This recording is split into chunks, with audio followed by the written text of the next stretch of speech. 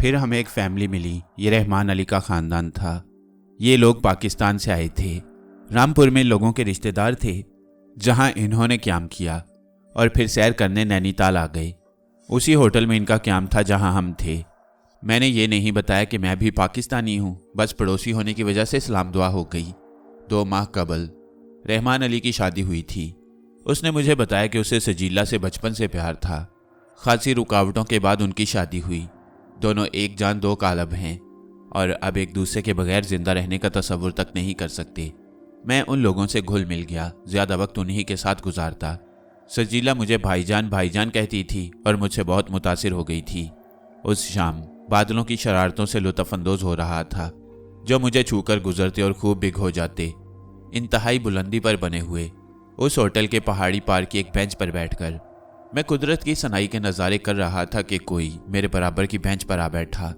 मैंने गर्दन घुमाकर देखा और संभल गया। वो भोरिया चरण था और आतिशी नज़रों से मुझे घूर रहा था। मैं बेख्तियार मुस्कुरा दिया। फिर मैंने कहा, तलाश कर रहा था मैं तुम्हें भोरिया चरण। रेल में नजर आने के बाद तुम मुझे दोबारा नजर नहीं आए तो उससे दूर कैसे रहत बीरा। काली मैया ने बड़ा कष्ट डाल दिया है हम पर कि तुझ जैसे कठोर मनोई से भींट रहे। मेरे दीन मेरे ईमान के खिलाफ कोई बात ना होती भोरिया चरण तो मैं तेरी मदद ज़रूर करता, मगर हम तो उन बुजुर्गाने दीन की हुर्मत पर जान कुर्बान कर देती हैं जिनके साय में हमारा ईमान पल रहा है। अरे तो हम का करी, लाख तू का समझाई के काका जीवन के 4 दिन हुए हैं, उनका मजा ले, बादशाह बन जा अपने देश का। किन चकनन में पड़ी है, जिनकी बादशाहत में जी रहे हैं भोरिया चरण, उसी को बादशाहत सजती है। हम हकीर जर्रे उसी के साय में रहना चाहते हैं। मैंने कहा, पागल है तू, पागल है ना बिटवा, ना मानना पड़ेगा तू का। एक दिन मानना ही पड़ेगा। हम तोहे ना ही छोड़ेंगे। जिससे तू प्रेम करेगा हम का मिट्टी में मिला देंगे। समझ ले रे, तू ये नहीं कर सकेगा भोरिया। ये तेरी काली गंध है और वो मेरा बादशाह है जो तेरे हर इरादे को नाकाम बनाएगा। मान लेगा तू, मान लेगा। वो गुस्से से उठ खड़ा हुआ और मैं उसे जाते देखता रहा। फिर ना जाने कितनी देर तक मैं उसकी बातों पर गौर करता रहा और मुझे दिशा याद आई जिसने उसने एक मूजी जहर का इंजेक्शन लगवा दिया था और वही उसकी जिंदगी बन गया। दूसरे दिन रहमान अली और सजीला मेरे कमरे में आए। रहमान अली ने कहा, कामरान जी, आपने झील कश्मीरी देखी? नहीं, नैनीताल का दिल है। सिर्फ हिम्मत वाले एडवेंचर पसंद ही वहाँ जाते हैं। नैनीताल आने वाले यही दावा करते हैं, जबकि हमारे यहाँ सैफुल मलूक है। पुरस्रार तिलिस्मी रवायतों की हामिल सैफुल मलूक। आप कभी पाकिस्तान आए तो हमसे ज़रूर मिलें। हम आपको सैफुल मलूक दिखाएंगे जहाँ चांदनी रातों में परियां उतरती हैं। वैसे आप कभी नैनीताल नहीं आए हिंदुस्तानी होते हुए? हाँ, मैंने मुख्तसर कहा। तो हम आपको कश्मीरी की दावत देने आए हैं। आपको ज़रूर हमारे साथ चलना होगा। अरे नहीं, आपके साथ आपके मेज़बान हैं। जी नहीं, आज आप हमारे मेज़बान बन जाइए। वो गद्दार साथ छोड़ गए। उन्होंने किसी और पॉइंट का प्रोग्राम बना लिया, मगर सजीला कश्मीरी जाना चाहती थी। हमने उनसे माजरत कर ली और अब आपको हमारे साथ चलना है। रहमान ने कुछ इस तरह खलूस से कहा कि मुझे खामोश होना पड़ा। वैसे भी यहाँ और कोई काम तो था नहीं। हकीम साहब से कहा तो उन्होंने टक्का सा जवाब दे दिया, मियाँ हम कहाँ सींग कटा के बछड़े बनेंगे। वैसे भी हमें पानी से डर लगता है। रहमान अली ने इंतजामात कर लिए। किराए की जीप, खाने पीने का सामान पैक था। दोनों मियाँ बीवी बेहद खुश मिजाज थे। रास्ते भर लतीफ़े सुनाते रहे। इसके अलावा वो कदम कदम पर नैनीताल और पाकिस्तान के शुमाली इलाकों का मुआवजा करते और उन पर तबसरे करते आ रहे थे और वहाँ की तारीफ़ें कर रहे थे जो मुझे बहुत अच्छी लग रही थीं। एक बार रहमान अली ने कहा, कामरान आप बुरा तो नहीं मान रहे? हम हिंदुस्तानी नैनीताल को बुरा नहीं कह रहे, बल्कि सिर्फ मुआवजा कर रहे हैं। सॉरी, मैं सिर्फ मुस्कुरा कर रह गया। झील कश्मीरी काफ़ी वसी थी। उसके अतराफ में घने दरख्तों के जंगल फैले हुए थे। जगह वाकई खूबसूरत थी, लेकिन कदरे भयानक। किनारों पर जगह जगह वार्निंग के बोर्ड लगे हुए थे। कश्ती के बगैर झील में कदम रखने की सख्त ममानियत थी और इसे जुर्म करार दिया गया था। रहमान अली ने कश्ती वाले से बात की और हम उस छोटी सी कश्ती में आ बैठे। मौसम भी बेहद खुशगवार था। नौखेज जोड़ा अटखेलियाँ कर रहा था। मैं खामोशी से मंजर में खोया हुआ था और अपने बारे में सोच रहा था, क्या मेरी ज़िंदगी का मकसद क्या है? क्यों बेमकसद जी रहा हूँ? घर बार छूट चुका है। अब मेरी पाकिस्तान वापसी भी मेरे अहले ख़ानदान के लिए अजाब बन जाएगी। क्या करना चाहिए? क्या है ये सब कुछ? झील के तरफ भी खूबसूरत दरख्त थे। दरख्त जैसे सर जोड़े सरगोशियाँ कर रहे थे। कश्ती सुबह रफ्तारी से आगे बढ़ रही थी। झील रवायती तौर पर साकिन थी। हम साहिल से बहुत दूर निकल आए। वैसे भी झील में हमें इक्का दुक्का कश्तियाँ नजर आई थीं। अचानक कश्ती से कोई 20 गज के फासले पर पानी में एक बुलबुला सा उठा और बुलंद होता चला गया। बिल्कुल यूं लगा जैसे पानी से किसी अफरीत ने सर उभारा हो। कश्ती खींचने वाला बुरी तरह बौखला गया। उसके मुंह से खौफजदा अंदाज में बेमानी अल्फाज निकले और फिर सब कुछ बेमानी हो गया। कश्ती हवा में उछली और औंधी नीचे गिरी। रहमान और सजीला की चीखें उभरी। मैं खुद भी तैरना नहीं जानता था। यकदम हवास बाख्ता हो गया और पानी की गहराइयों में उतरता चला गया। आंखें बंद हो गईं, सांस रुकने लगा, लेकिन उसी वक्त कलाई पर किसी के हाथ की गिरफ्त महसूस हुई। सोचने समझने का तो मौका ही नहीं मिला। बस यूं लगा जैसे किसी मशीन ने खींचकर खुश्की पर ला डाला हो। पेट में पानी भर गया, सांस रुक रहा था, लेकिन मुझे यहाँ तक लाने वाले ने मुझे औंधा लिटाया और कमर दबाकर पानी निकालने लगा। ना जाने कितनी देर के बाद सांस बहाल हुई। दिमाग ने काम करना शुरू किया तो गुजरे लम्हों का एहसास हुआ। कोई हमदर्द था जिसने बरवक्त मदद की, वरना झील के किनारे लगे साइन बोर्ड याद आ गए जिन पर इस खतरनाक झील की खुसूसियात लिखी हुई थीं। अजनबी हमदर्द की मौजूदगी का एहसास हो रहा था। मैंने गर्दन घुमाकर देखा और दूसरे लम्हे जहन को शदीद झटका लगा। लानत था उस वक्त पर जब यहाँ आने के बारे में सोचा था। सामने भोरिया चरण नजर आ रहा था। कैसे हो मियाँ जी? उसकी मकरू आवाज़ उभरी। मैंने कोई जवाब नहीं दिया तो वो बोला, यही सोचा है हमने, जिससे तोहार प्यार चली है उस असरा को हम नर्क पहुंचाई दई रे। इतने दुख दई है तू का कि तेरी चीखें निकल जाएं। तू मान ले हमारी बात, कर दे हमारा काम। तो ये तेरी हरकत थी, मैंने गुर्राई हुई आवाज में कहा। तेरे मित्र की, तू का बचा लाई रे हम, और तेरी वजह से हुई ससुर पति पत्नी पर लोग सुधार गए। मेरा दिमाग भग से उड़ गया, आंखों में सुर्खी आ गई और तो कुछ नहीं मिला। फुर्ती से पाँव से जूता उतारा और पूरी कुव्वत से आराम से बैठे भोरिया चरण पर दे मारा, जो बिल्कुल इत्तफाकिया तौर पर सही निशाने यानी उसके मुंह पर लगा। चूंकि उसमें पानी भरा हुआ था इसलिए फचाक की आवाज आई और भोरिया चरण पीछे उलट गया। उसके मुंह से करी आवाज में निकला, हुई तो हार महतारी। मैं उठकर इधर उधर देखने लगा। कुछ फासले पर एक लंबी सी सूखी दरख्त की टहनी नजर आई। मैं उसकी तरफ लपका तो भोरिया चरण ने छलांग लगाई और कहीं दूर भागने के बजाय एक बुलंद दरख्त के तने तक पहुंचा और बंदर की तरह उस पर चढ़ने लगा। कमीने, तूने इन बेचारों को क्यों मार दिया? तेरी लड़ाई मुझसे है। तूने, ये कहकर मैंने लकड़ी उस पर फेंक मारी जो उसके सूखे बदन पर लगी और उसने गाली बकी। मैंने नीचे गिरने वाली लकड़ी दोबारा उठाई तो वो ऊपर चला गया। फिर मैंने उसके बदन को घटते हुए देखा। वो छोटा हो रहा था और चंद लम्हों के बाद वो मकड़ा बन गया। फिर उसकी हंसी सुनाई दी, अब बोल पूत, लगा निशाने। मैं गुस्से से दांत पीसने लगा तो वो बोला, काली मैया की सौगंध, बड़ी खुशी हो रही है तोहे दुखमा देखकर, मनवा शांति उतर रही है। अब तक तूने हमें दुख दिए हैं, अब तेरे दुख सहने का समय आ गया है। सौदा करेंगे तो से। मैं गहरी गहरी सांसें लेने लगा। दर हकीकत मेरा दिल रो रहा था। वो इत्तफाकिया हादसा नहीं था। कश्ती भोरिया चरण ने उल्टी थी और उन दोनों को हलाक कर दिया था। मेरी वजह से उनकी जान गई। भोरिया चरण फिर बोला, तोहे जिससे प्यार होगा हम की जान ले लई रे, मगर तू से पूछेंगे जरूर के बोल हमें पीर फगनवा द्वार पहुंचावत रहे या नहीं? कभी नहीं भोरिया चरण, मुझे तेरा चैलेंज मंजूर है। जो तू चाहता है वो कभी नहीं होगा। वो खामोश हो गया। कमबख्त अब नजर नहीं आ रहा था। मकड़ी बनकर दरख्त के पत्तों में छुप गया। बस उसकी आवाज सुनाई दे रही थी। मैं फिर रहमान अली और सजीला के बारे में सोचने लगा। कश्ती उलट गई थी। कश्तीबान अकेला था। ज्यादा से ज्यादा उस बेचारे ने अपनी जान बचा ली होगी। पता नहीं वो साहिल तक पहुंचने में कामयाब हुआ होगा या नहीं। पता नहीं इंतजामिया को इस हादसे की खबर हुई होगी या नहीं। भोरिया चरण खामोश हो गया था। पता नहीं दरख्त पर है भी या नहीं। हो सकता है मकड़ी बने बने खामोशी से नीचे उतर कर भाग गया हो। अब क्या करूं?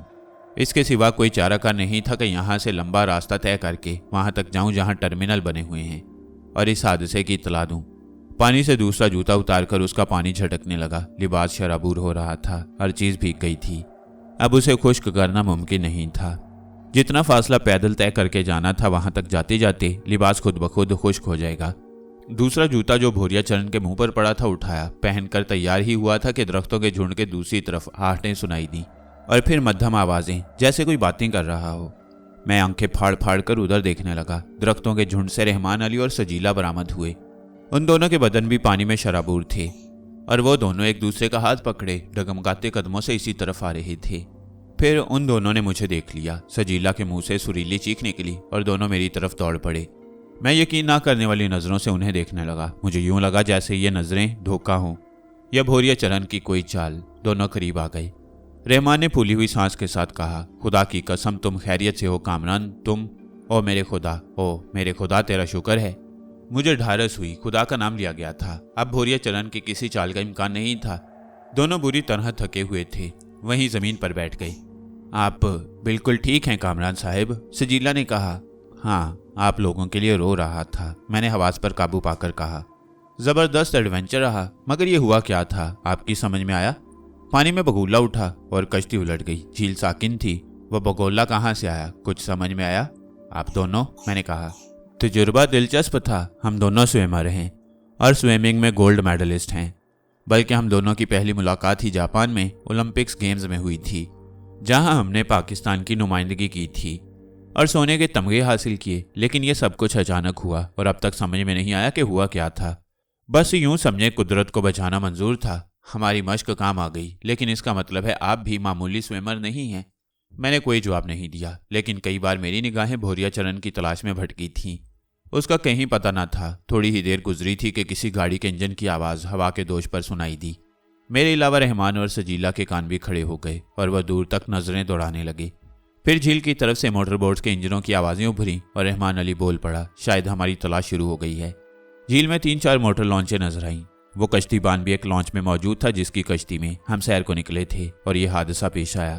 अभी हम उन लॉन्चों को देख रहे थे कि एक जीप दरख्तों के झुंड से नमूदार हुई। जीप वालों ने भी हमें देख लिया और आखिरकार हम वापस अपने ठिकाने पहुंच गए। रहमान अली और सजीला के लिए ये एक नाकाबिले फरामोश हादसा था, लेकिन इसकी असलियत मुझे मालूम थी। अलबत्ता रात को आराम करते हुए मेरे जहन में बहुत से ख्यालात गर्दिश करने लगे और मैं उनकी तरतीब करने लगा। माजी का हर नक्श मुझे याद आने लगा। अस्पताल की एक बरसती रात को जलील साधु पहली बार मेरे सामने आया। उसके बाद से यह भयानक कहानी शुरू हो गई और इसके मरकजी किरदार मैं और भोरिया चरण थे। मेरी शख्सियत ही बदल गई। मैं एक कामयाब डॉक्टर बनना चाहता था, लेकिन क्या बन गया। मुझे मजलिस अमल का रुकन बनाया गया और फिर यह ओहदा वापस ले लिया गया।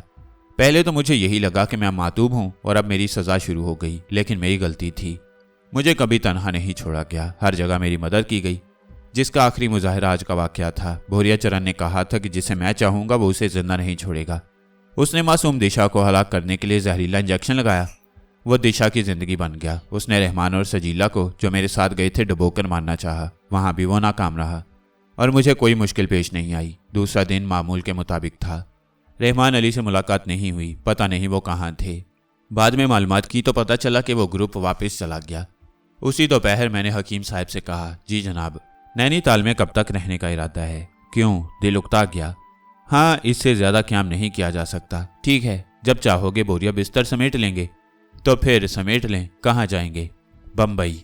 हकीम साहब ने फौरन कहा और उनके अंदाज पर हंसी आ गई।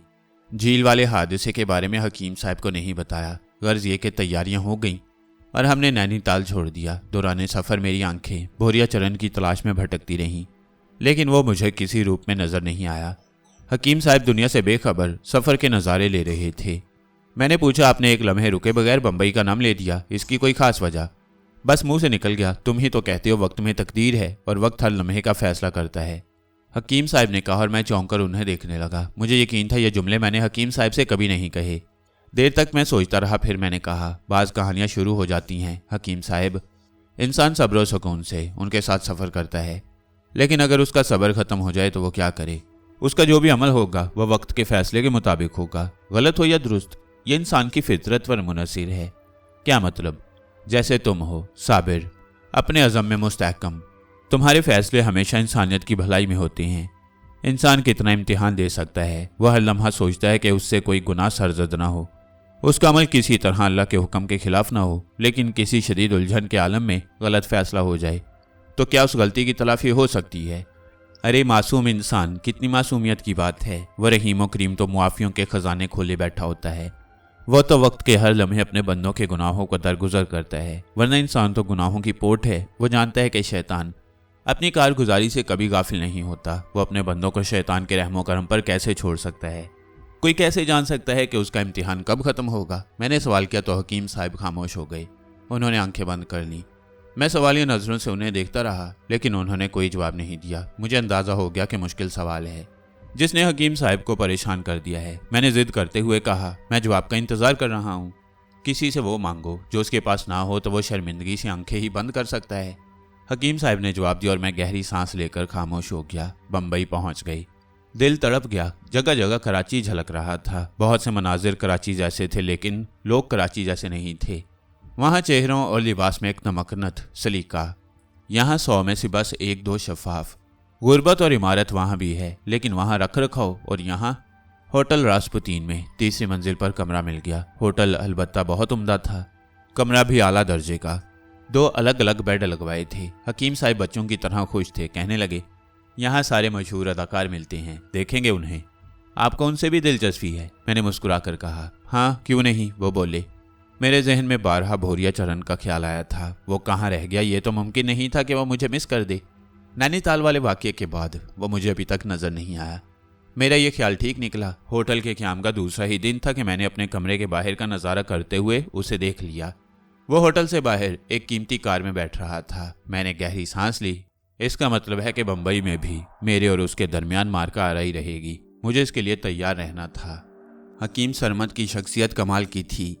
दर हकीकत मैं उन्हें नहीं समझ पाया। कभी वह मुझे काम से इंसान नजर आते, खलंडरी सी फितरत के मालिक, लापरवाह और जिंदगी से समझौता करने वाले, और कभी कोई ऐसी बात कह जाते कि कान खड़े हो जाते। वो आम इंसान के बजाय खास इंसान नजर आने लगते। मुमताज़ से मोहब्बत की शादी हुई थी। हमारी जवानी के वक्त ही मोहब्बतें मोबाइल फ़ोन पर नहीं होती थीं, आमतौर से घर की छतों पर या दीवार के सुराखों से होती थीं।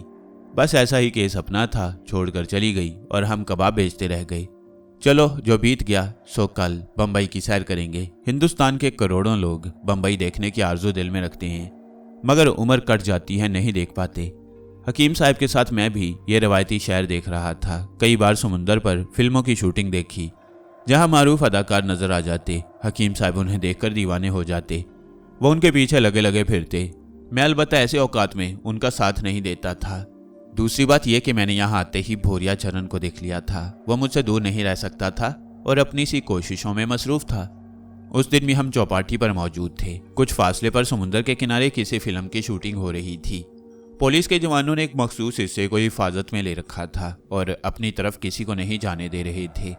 मजमा पीछे हटकर शूटिंग देख रहा था। हकीम साहब भी मजमा में शामिल थे कि मुझे अपने पीछे आहट महसूस हुई और मैंने पलट कर देखा। भोरिया चरण था, बहुत नफीस धोती कुर्ते में मलबूस, आंखों पर चश्मा लगाए हुए।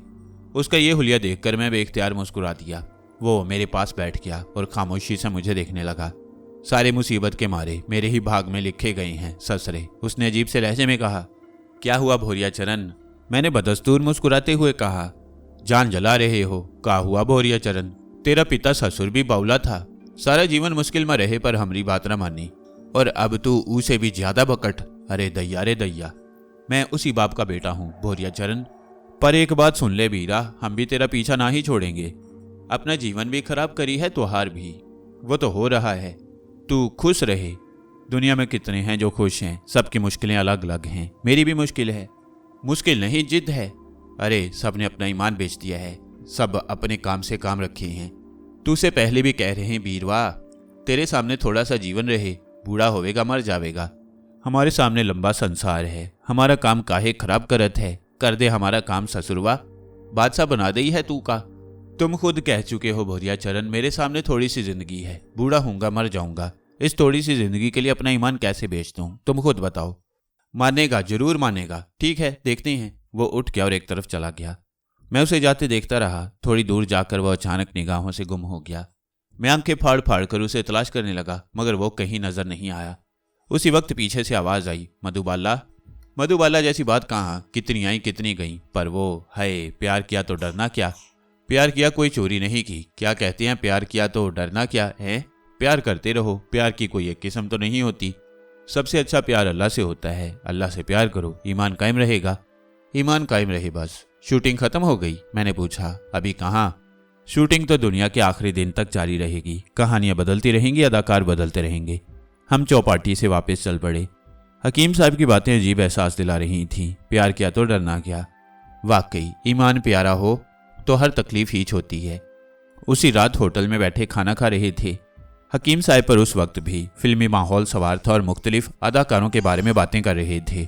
होटल में पास पास मेजें लगी हुई थी और उन पर खूब रश था। अचानक एक शख्स हमारे करीब आ गया।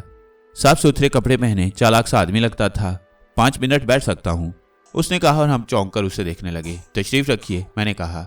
शुक्रिया, मेरा नाम बाबू खान है, इंडस्ट्री का जाना माना आदमी हूँ, झांसी का रहने वाला हूँ। अम्मा क्यों झांसा दे रहे हो, झांसी में तो मेरी ससुराल है।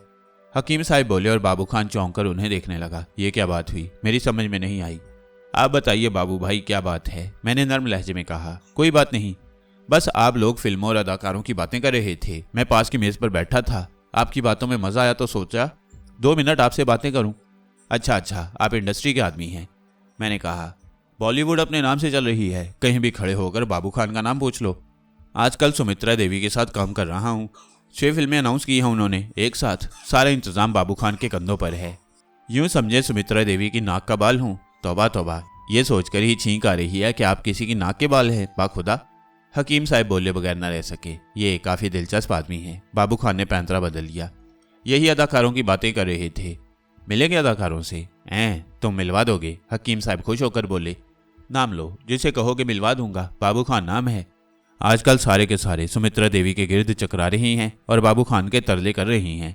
बाबू खान ये चांस दिलवा दो, बाबू खान वो चांस दिलवा दो, हमें भी कोई चांस मिल सकता है। हकीम साहब ने बड़ी आजिजी से कहा और मैं चौंक कर उन्हें देखने लगा। आपको? बाबू खान ने कहा और अंगूठे और उंगलियों से फ्रेम बनाया और हकीम साहब के चेहरे का जायजा लेने लगा। फिर बोला, सुमित्रा प्रोडक्शन की एक फिल्म है बंदर की नाक, उसका स्क्रिप्ट गोविंद भाई लिख रही हैं। 5-7 हज़ार उनकी नाक पर मारेंगे और तुम्हारा किरदार लिखवा देंगे, फिक्र ही मत करो। वही बंदर की नाक है? हकीम साहब ने राजदारी से पूछा। हैं? बाबू खान ने हैरत से हकीम साहब को देखा और फिर मुस्कुरा कर बोला, नहीं प्यारे भाई, बंदर की नाक फिल्म का नाम है। आप लोग इसी होटल में ठहरे हो? हाँ। कमरा नंबर क्या है? हकीम साहब ने जल्दी से कमरा नंबर बता दिया तो बाबू खान बोला, कल 1:30 बजे आऊँगा, आप लोगों को राजमंडल ले चलूँगा, वहीं मेरा ऑफिस है, सुमित्रा देवी से भी मिलवा दूंगा। बड़ी मेहरबानी होगी, हकीम साहब ने आजिजी से कहा। बाबू खान उठकर अपनी मेज पर चला गया। मैंने कहा, इसमें भी कोई रमज है हकीम साहब? यार बम्बई बिला वजह तो नहीं आए हैं, जवानी से फिल्मों में काम करने का शौक है, पूरा हो जाए तो क्या हर्ज है। मैं खामोश हो गया। हकीम साहब की यह हरकत मुझे पसंद नहीं आई थी। हकीम साहब ने मेरे बिगड़े हुए मूड को महसूस कर लिया। रात को कमरे में बिस्तर पर लेटकर उन्होंने कहा, दोस्त की दिलजोई भी इबादत होती है कामरान मियाँ, हम आपके साथ सब कुछ छोड़कर चले आए और आप हमारी छोटी सी खुशी पूरी करने से गुरेजा हैं। नहीं हकीम साहब, मैंने कब इनकार किया। मैंने जल्दी से कहा। दिल में सोचा कि कोई इतना बड़ा जुर्म भी नहीं है। हकीम साहब ने अलबत्ता दूसरे दिन बड़ी तैयारियां की थी। बाहर जाकर खत बनवाया, लॉन्ड्री से कपड़े इस्त्री कराए और 1:30 बजे बन ठन कर बैठ गए। मैं भी तैयार था। बाबू खान वक्त का पाबंद निकला। ठीक 1:30 बजे उसने कमरे के दरवाजे पर दस्तक दी। अंदर आकर उसने मुस्कुराकर हम दोनों को देखा, फिर अपने मखसूस अंदाज से फ्रेम बनाकर हकीम साहब को देखा। फिट लग रहे हो कसम से, चलें। होटल से बाहर निकलकर टैक्सी की और रास्ता तय करके हम स्टूडियो पहुंच गए। बहुत बड़ा स्टूडियो था। एक ऑफिस पर सुमित्रा प्रोडक्शन का बोर्ड लगा हुआ था। बाबू भाई हमें लेकर ऑफिस में दाखिल हो गए। काफी बड़ा ऑफिस था। दीवारों पर चारों तरफ तस्वीर आवेजान थी। 2-3 अदाकार किस्म के लोग बैठे खुश गपियां कर रहे थे। बाबू खान की यहाँ वाकई चलती थी। उसने होंठ सिकोड़कर उन अदाकारों को देखा, फिर रुखाई से बोला, चलो भाई लोग, फुट्टा खाओ, मैडम आने वाली हैं, चलो फौरन खड़े हो जाओ। वो लोग एकदम खड़े हो गए, फिर बाहर निकल गए। बाबू खान ने हमें एक बेंच पर बैठने का इशारा किया, फिर बाहर की तरफ मुंह करके बोले, मजीरे, अबे ओ मजीरे। दरवाजे से एक मजीरे ने अंदर झांका तो बाबू भाई बोले, 3 चाय फटाफट, मलाई मार के, जल्दी। मजीरा गायब हो गया और बाबू भाई दूसरी बेंच पर बैठकर गिरेबान में फूंके मारने लगे। अभी ज्यादा वक्त नहीं गुजरा था कि दरवाजे पर आहट हुई। हम समझे कि मजीरा चाय ले आया, मगर दरवाजे से एक चेहरे ने अंदर झांका। सांवला रंग, तीखे नैन नखुश, जवानी की उम्र, लेकिन जवानी मुरझाई हुई, आंखों के गिर्द हल्के, होंठ खुश्क। अभी वो अंदर दाखिल भी नहीं हुई थी कि बाबू भाई फुंकारे, फूट फूट, अभी मैडम नहीं आई, मेहमान बैठे हुए हैं। वो खामोशी से पीछे हट गई, मगर वो चेहरा, ना जाने उस चेहरे में क्या था। जिस मायूसी से वो पीछे हटी थी वो बेहद कर्बनाक था। उसकी आंखों में कोई अनोखी कहानी मौजूद थी। मेरे दिल को बेचैनी सी होने लगी। ये कौन थी बाबू भाई? मैंने पूछा। मीना ससरी, एक्स्ट्रा गर्ल है, बाबू भाई ने कहा, फिर चौंक मुझे देखने लगा, फिर बड़े भोंडे अंदाज में मुस्कुराया और बोला, ए ये कहकर हंस पड़ा, हुस्ने बंगाल है, इसका मियाँ शादी करके लाया था कलकत्ता से, उसने खूब कमाई की और यह ढांचा बन गई। अब वो बागपति सैनिटोरियम में पड़ा है और ये काम मांगती फिरती है। वो बीमार है, आखिरी स्टेज चल रहा है टीबी का, बचेगा नहीं, बाबू भाई ने कहा। उसी वक्त वो आदमी जिसे बाबू भाई ने मजीरे कहकर बुलाया था, शीशे के 3 गिलासों में चाय ले आया, जिस पर पीले रंग की मोटी मलाई तैर रही थी। और तेरी खैर मजीरे, कितने पैसे हुए? 80 रुपए, मजीरा बोला। 100 रुपये दे दो इसे बाबूजी, वो हमारी तरफ रुख करके बोला। एक लम्हे के लिए हैरानी हुई, लेकिन हकीम साहब ने जल्दी से 100 का नोट निकालकर मजीरे की तरफ बढ़ाया, जिसे उसने चप्पल की तरह झपटा मारकर ले लिया। बाबू खान ने कहा, चल भाग ले, छुट्टा रख लीजिए। मजीरे फौरन बाहर निकल गया। बाबू खान ने अपना गिलास उठा लिया और चाय सड़पने लगा। हमने चाय की तरफ हाथ नहीं बढ़ाया तो वो बोला, चाय ले लो भाई जी, गिलासों की तरफ तवज्जो मत दो, ये तो इंडस्ट्री का तबरक है, बड़े अदाकार इन्हीं गिलासों में चाय पीकर सुपरस्टार बने हैं। अच्छा। हकीम साहब ने जल्दी से गिलास उठा लिया। मुझे पहली बार उन पर गुस्सा आया। मैंने कुछ लम्हे खामोश रहकर कहा, तुमने उसका नाम मीना ससरी बताया था? हैं? बाबू खान ने कहा, फिर ठट्ठा मारकर हंस पड़ा। मीना सिर्फ मीना, ससरी तो हमने उसे प्यार से कहा। आपके दिमाग में उसी की फिल्म चल रही है, भेज देंगे आपके पास। लो जी, सुमित्रा देवी आ गई। एक भारी भरकम औरत कीमती साड़ी में मलबूस अंदर दाखिल हुई। उसके पीछे एक सूखा सड़ा कोई 19 साल का लड़का उसका ब्रीफकेस उठाए हुए था। उसने एक उचटती नजर हम तीनों पर डाली और अपनी मेज के पीछे कुर्सी पर जा बैठी। हमारी तरफ तवज्जो दिए बगैर उसने ब्रीफकेस खोला और उससे कुछ कागजात निकालकर मेज पर रखे। लड़का बाहर निकल गया था। कुछ देर मसरूफ रहने के बाद उसने बाबू भाई की तरफ देखा, फिर बोली, जी बाबू भाई, कैसे आना हुआ? ये 2 मेहमान हैं, आपके पास लाया हूँ, सिफारिश करनी थी आपसे। हाँ बोलो। इन्हें फिल्म में काम करने का शौक है। मेरी आंखों में बंदर की नाक थी। मैंने बता दिया कि मैडम ही तुम्हारी मुश्किल हल कर सकती हैं। सुमित्रा देवी ने मुझे गौर से देखा, देखती रही, फिर बोली, नैन नक्श तो बहुत अच्छे हैं, बॉडी भी फिट है, मगर मेरी मुश्किल भी इन्हें बताई। फिल्म में काम करने की ख्वाहिश इनकी नहीं, इन बाबू की है। राइटर से कहकर कोई रोल लिखवा लेंगे। बाबू भाई ने हकीम साहब की तरफ इशारा करके कहा। सुमित्रा देवी ने चौंक कर हकीम साहब को देखा। साफ पता चला कि उसने कहकहा हलक में दबाया है। फिर वो बोली, अच्छा, क्या हर्ज है? वैसे दूसरे साहब भी बहुत फिट हैं। मैं दावे से कहती हूँ कि किसी फिल्म में हीरो आ सकते हैं। आपने आज तक जो कहा 16 ने ठीक निकला। अब ये इनकी मर्जी पर मुनहसिर है। किसी अच्छे किरदार में इन्हें भी लिया जा सकता है, मगर बात वही है बाबू भाई जो आपको मालूम है। सुमित्रा ने हकीम साहब की तरफ इशारा करके कहा, आप बता दें इन्हें। हाँ, बताना मजबूरी है, सुमित्रा देवी ने कहा। फिर बोली, असल में मैंने एक बहुत बड़ा रिस्क लिया है और ऐसा मैंने इंडस्ट्री के चैलेंज पर किया है। मैंने बैक वक्त 6 फिल्में अनाउंस की हैं, उन पर काम हो रहा है, लेकिन उसके लिए मुझे फाइनेंस की ज़रूरत है। इसके अलावा मेरे पास और कोई जरिया नहीं है। क्यों ना हमदर्दों और दोस्तों को तलाश किया जाए जो मेरी माली मदद करें। मैं उन लोगों को उनके सरमाए के मुनासबत से पार्टनर का दर्जा दूंगी और जिस फिल्म में उन्होंने सरमाया लगाया होगा उसके मुनाफे में हिस्सा दूंगी। आप लोगों को भी दावत देती हूँ, मेरे साथ माली शिरकत कीजिए। कोई कैद नहीं है कि आप कितना सरमाया दे सकती हैं, जो भी मुमकिन हो।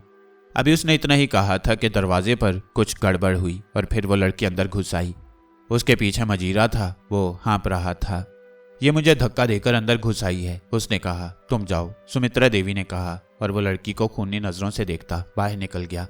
उसके जाने के बाद सुमित्रा ने करख्त नजरों से लड़की को देखकर कहा, हाँ मीना, क्या बात है? मालकन जी, माई बाप, खुदा के नाम पर, अल्लाह के नाम पर मेरी मदद करें। मेरे पास फूटी कोड़ी नहीं है। 3 दिन, पूरे 3 दिन मैडम जी। मालकन जी, तुम जानती हो मीना, मैं आजकल खुद कितनी परेशान हूँ। तुम्हारा पिछला सारा हिसाब पूरा हो चुका है। तुम्हारे शौहर के कफन दफन के लिए भी मैंने तुम्हें 2000 रुपये दिए थे, और क्या करूँ? थोड़ा सा एडवांस, थोड़ा सा, वो हाथ जोड़कर बोली। सुमित्रा देवी ने पर्स खोलकर 100 रुपये का नोट निकाला और उसे देकर बोली, ये ले जाओ, और सुनो, आप दोबारा यहाँ मत आना। मैं मजीरे से कह दूंगी कि वो तुम्हें अंदर ना आने दे। मीना मैडम को दुआएं देने लगी तो मैडम ने कहा, ठीक है जाओ। वो बाहर मुझे मारेगा? मीना खौफजदा लहजे में बोली। नहीं मारेगा मजीरे, मैडम ने आवाज दी और मजीरा अंदर आ गया। इसे कुछ मत कहना, आराम से जाने दो, ख्याल रखना। जी मैडम, इसे यहीं रोक लें, मैं निकल जाऊं, मीना ने खौफजदा लहजे में कहा। ओ ठीक है मजीरे, तू इधर रुक जा। चल मीना, भाग जा। वो सचमुच भागती हुई बाहर निकल गई और मेरी आंखें भीग गईं। मेरे दिल से आवाज़ निकल रही थी, मेरे मालिक, तेरी तख्लीक की इतनी तहकीर, लेकिन सब कुछ तू जानता है और जो तू जानता है वही ठीक है। उसी वक्त मैडम की आवाज़ उभरी, सब कुछ आपकी मर्जी के मुताबिक होगा, फिल्म में काम भी मिलेगा। आप लोग ज़्यादा से ज़्यादा सरमाए का बंदोबस्त करें, ठीक है? Good bye. बाबू भाई, सुमित्रा देवी ने बाबू भाई की तरफ देखकर कहा तो बाबू भाई उठ खड़े हुए। आइए, उन्होंने कहा और हम बाहर निकल आए। मेरी नज़रें दूर दूर तक भटकने लगीं, लेकिन मीना कहीं नज़र नहीं आई। बाबू भाई बोले, कितनी रकम लगा सकते हो फिल्म में? मशवरा करके बताएंगे बाबू भाई, मैंने फौरन कहा। जल्दी करना, मैडम का नाम बड़ा है, बहुत से फाइनेंसर आ जाएंगे। शमशू, अबे ओ शमशू। बाबू भाई ने गुजरते हुए आदमी को आवाज़ दी और वो करीब आ गया। कैसा है बे? ठीक हूँ। ये कौन है? मेहमान है। एक बात बता। हाँ बोल। अभी मैडम ने बोला कि मीना का घर वाला मर गया है। क्या वो मर गया? लो बाबू भाई की बातें, उसे मरे हुए तो 20 दिन से ज्यादा हो गए। मेरे को नहीं मालूम था। अभी मीना क्या कर रही है पता नहीं। साहब लोग को उधर छोड़ना है। कब? शमशू ने पूछा। शाम 7 बजे। मैंने कहा ठीक है, किधर से पकड़ना है? शमशू अपनी जुबान में बोला। होटल रासपुतीन से। बाबू भाई ने कमरे का नंबर बताया। एडवांस 200 रुपये दे दो इसे, 300 शाम को दे देना। वहां से हम रासपुतीन आ गए। कमरे में आकर हकीम साहब बुरी तरह हंसने लगे और मैं गुस्से से उन्हें देखता रहा। जब वो खूब हंस लिए तो बोले, चलो हम फिल्म प्रोड्यूसर बनने जा रही हैं। कितनी रकम है आपके पास? लाखों। कमाया ही क्या है, खर्च कहाँ किया है? अगर वो ख्वाबों में आ जाती तो छोटा सा एक ताजमहल बना देते। सारे पैसे बच गए। अब एक फिल्म बना देते हैं, उसका नाम ताजमहल रख दीजिए। ताजमहल तो बन चुकी है, हकीम साहब बोले। तो ताजमहल भी तो बन चुका है। मैंने तुर्की ब तुर्की कहा। अच्छा एक बात बताओ, तुम रात को मीना के यहाँ जा रही हो? हाँ। तो भाई मैं भी उसी के लिए वहां गया था, उसे हमारी जरूरत थी ना। किसे? मैं उछल पड़ा। मीना को। हकीम साहब बोले और पेट पकड़कर वॉशरूम की तरफ दौड़ लगा दी। मैं उन्हें देखता रह गया। सर बुरी तरह चकरा गया। अब इसमें कोई शक नहीं रह गया था कि हकीम साहब कोई ऊंची चीज थे। उन्होंने अपनी शख्सियत पर शौकी का खोल चढ़ा रखा था, लेकिन जब भी उस खोल से निकलते कुछ और लगने लगते। मेरे फरिश्तों को भी पता नहीं था कि वहां कोई मजलूम लड़की मिलेगी और मैं उसकी मदद पर आमादा हो जाऊंगा। लेकिन हकीम साहब ने पहले से अपनी मनसूबाबंदी कर ली थी। मैंने दिल में फैसला कर लिया कि अब हकीम साहब से इस बारे में कुछ नहीं कहूंगा। वो वॉशरूम से बाहर आए और मशकूक निगाहों से मुझे देखते हुए अपने बेड पर जा बैठे।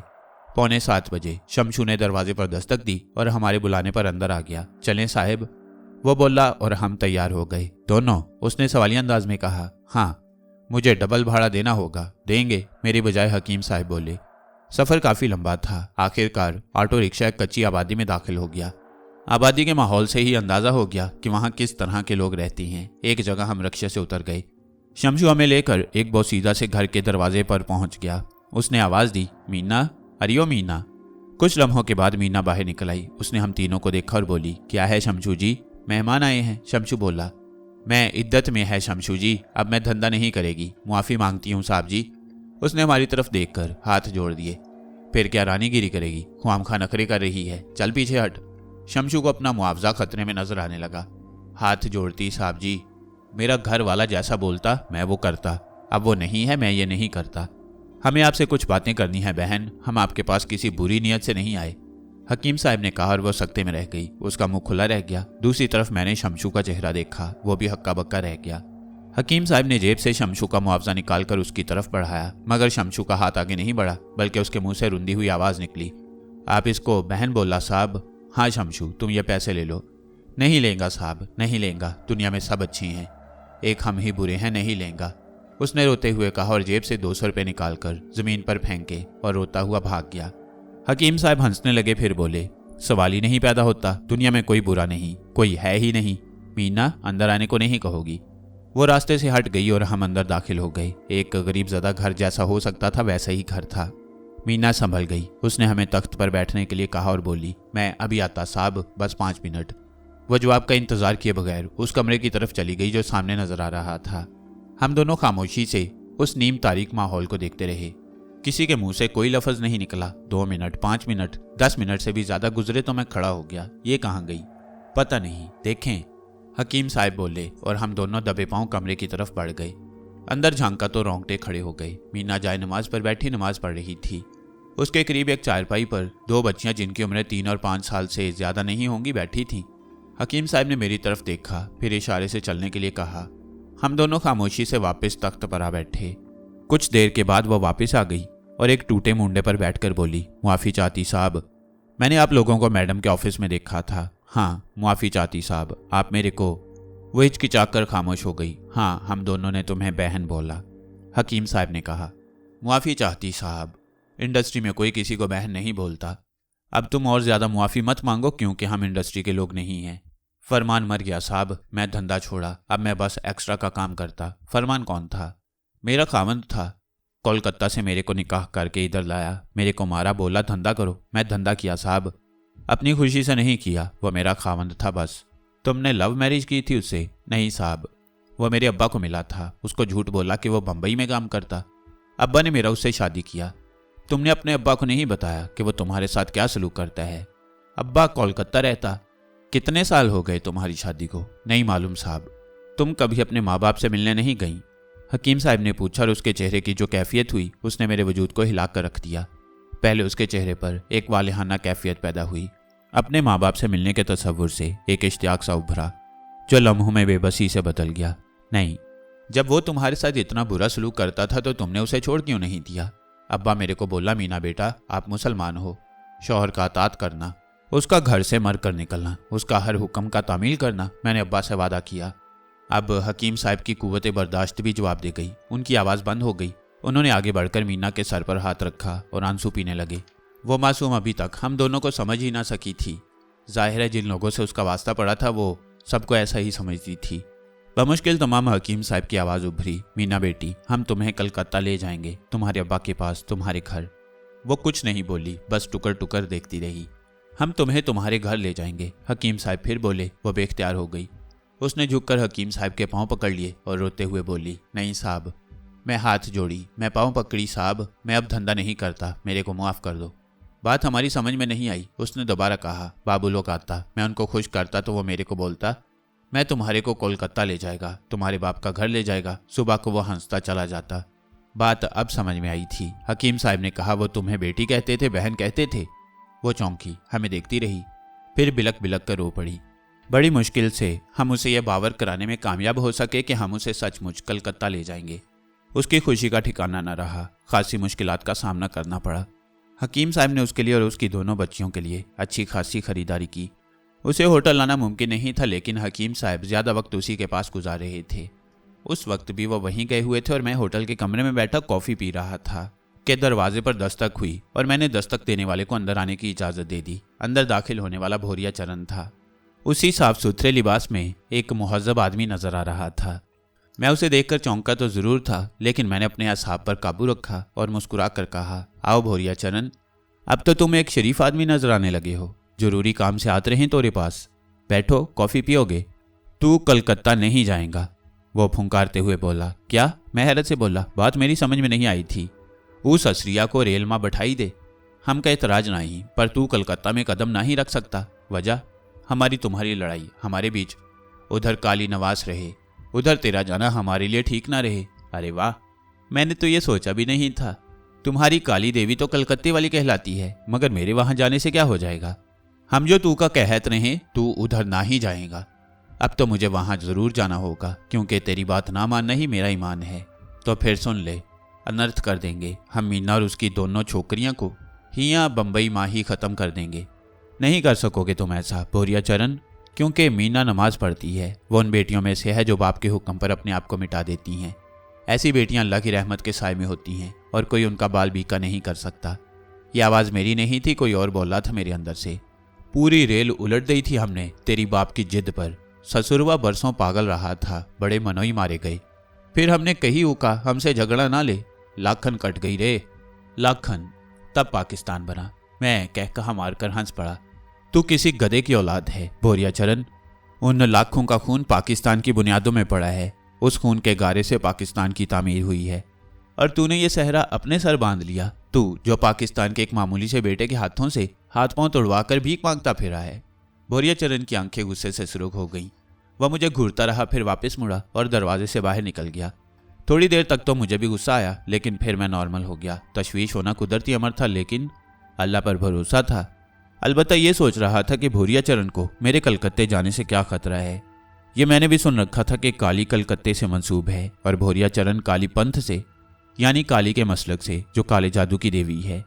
बेशुमार बातें जहन में फिल्म की तरह चलने लगी। एक दिलचस्प सूरत हाल पैदा हो गई। मराहिल तय हो गए। भोरिया चरण दोबारा मेरे पास नहीं आया। हकीम साहब ने खुद ही सफ़र के सारे इंतजामात किए। मीना तो खुशी से पागल हुई जा रही थी। कलकत्ते तक के सफ़र में पूरी तरह मोहतात रहा। रास्ते में कई जगह ऐसे शुबहात हुए जैसे ट्रेन को कोई हादसा पेश आने वाला हो, लेकिन खैरियत रही। फिर हम कलकत्ता पहुंच गए, बिल्कुल मुख्तलिफ शहर, अपनी खास रवायात का हामिल। मीना के घर की दास्तान तवील थी। उसका बाप रिक्शा चलाता था। 3 भाई मेहनत मजदूरी करते थे। मीना अपने माँ बाप से मिली। रिक्कत आमेज मनाजिर देखने में आई, लेकिन हम वहाँ ज़्यादा नहीं रुके।